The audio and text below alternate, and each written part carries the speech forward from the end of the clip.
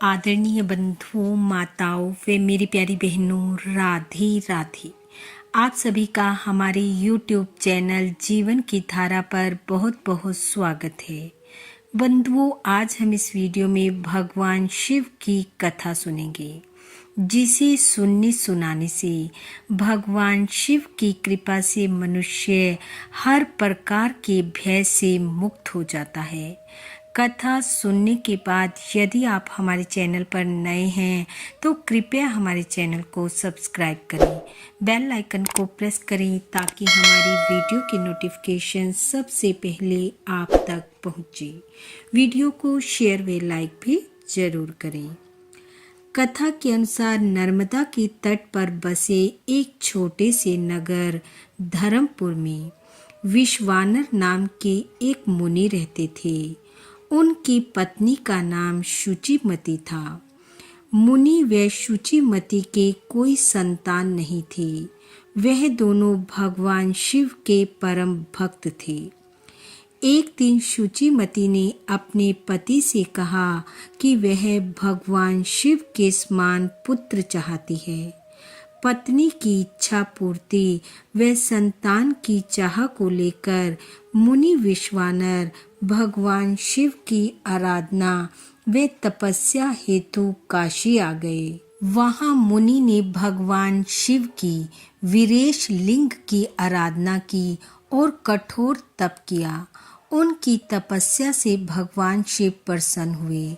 एक दिन मुनि को वीरेश लिंग के मध्य में एक बालक दिखाई दिया। मुनि ने बाल रूपधारी शिव की पूजा की और अपनी इच्छा प्रकट की। तब भगवान शिव ने शुचिमती के गर्भ से इसी बालक के रूप में अवतार लेने का वरदान दिया। मुनि विश्वानर वरदान पाकर घर लौटे। कुछ समय पश्चात मुनि पत्नी गर्भवती हुई और उनके घर में एक सुंदर पुत्र ने जन्म लिया। शिव अवतार रूपी उस बालक का नाम स्वयं ब्रह्मा जी ने गृहपति रखा।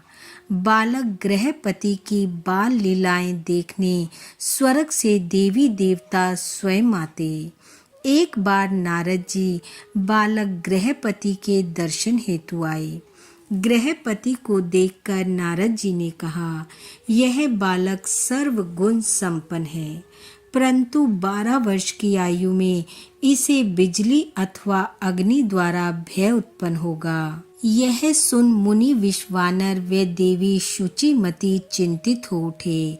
नारद जी के जाने के बाद माता विलाप कर रोने लगी और पिता अत्यंत दुखी हो उठे। माता का रुदन और पिता का दुखी होना बालक गृहपति को बिल्कुल अच्छा न लगा और वह माता पिता को कहने लगे, आप इस तरह दुखी ना हो। मैं भगवान मृत्युंजय की आराधना करूंगा और काल को भी जीत लूंगा। आप निश्चिंत रहिए। ऐसा कह बालक गृहपति काशी के लिए निकल पड़े। काशी पहुंच बालक ने भगवान विश्वनाथ के दर्शन किए और फिर शिवलिंग की स्थापना कर बालक भगवान शिव की तपस्या करने लगा। बालक की आराधना व तपस्या से प्रसन्न हो देवराज इंद्र प्रकट हुए और बालक गृहपति को वरदान मांगने को कहा। इंद्रदेव को उत्तर देते हुए गृहपति ने कहा, मैं भगवान शिव का उपासक हूँ और मैं केवल भगवान शिव से ही वरदान चाहता हूँ, किसी और से नहीं। गृहपति के वचन सुनकर इंद्रदेव ने कहा, ऐसा क्या है शिव में जो मुझ में नहीं, और शिव तुम्हें ऐसा क्या दे सकते हैं जो मैं नहीं दे सकता। गृहपति ने कहा, मैं आपसे वर याचना नहीं करूंगा, मेरे वरदायक केवल भगवान शिव हैं। यह सुनकर इंद्रदेव क्रोधित हो उठे और गृहपति पर प्रहार करना चाहा, लेकिन बालक गृहपति तनिक भी भयभीत नहीं हुआ। बालक की निडरता और दृढ़ शिव भक्ति देख प्रकाशित हो भगवान शिव अपने वास्तविक रूप में प्रकट हो गए और कहा, हे पुत्र, इंद्र रूप में मैं तुम्हारी परीक्षा लेने आया था।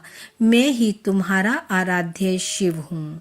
तुम अपनी परीक्षा में सफल रहे हो। मैं तुम पर अति प्रसन्न हूँ। अब से तुम्हारे ऊपर यमराज का कोई प्रभाव नहीं पड़ेगा और तुम्हारे द्वारा स्थापित यह शिवलिंग अग्निश्वर नाम से प्रसिद्ध होगा। इसका दर्शन करने वाला मनुष्य कभी भी बिजली और अग्नि से पीड़ित नहीं होगा। इस प्रकार जो भी मनुष्य भक्ति भाव से अग्निश्वर शिवलिंग की कथा को पढ़ता, सुनता व दूसरों को सुनाता है, वह कभी भी अकारण भय से पीड़ित नहीं होता और भगवान शिव की कृपा से उसके सभी मनोरथ पूर्ण होते हैं।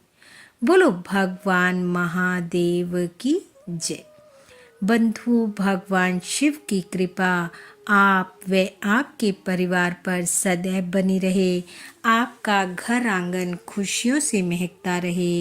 इन्हीं शुभकामनाओं के साथ आप सबका बहुत बहुत धन्यवाद। राधे राधे।